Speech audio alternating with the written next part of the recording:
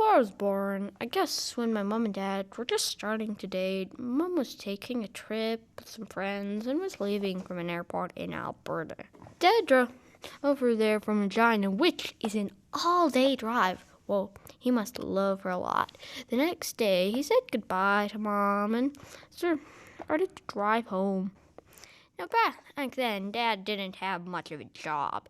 He just made movies and spent all the money he did have making them, so his car was sort of old. He showed me a picture of it and told me it was a 15-year-old 4-speed VW Rabbit. I knew, weird name, and it was very cool, but the picture I saw didn't impress me very much. Apparently, he and his friends used to drive cars like this between provinces just to see concerts or movies on a regular basis. These guys really love movies, Even though he says it's not safe enough anymore. Anyway, because she loved him, Mom lent Dad her credit card for the Petro-Can gas stations to make sure he got home all right. Dad starts driving home back to Regina, and he is getting near Swift Current, a city along the number 1 highway. Must be really popular with cars driving back and forth. When his gas light comes on, he never seems to be carrying much money with him, or so he always tells me. So he started to look around for a Petro-Can gas station.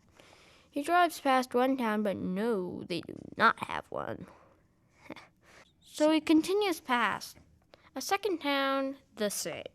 He passes the next town, or village, really, and he says he was starting to feel nervous, so he slowed down to find any gas at all, but he couldn't see anything, so he didn't even stop.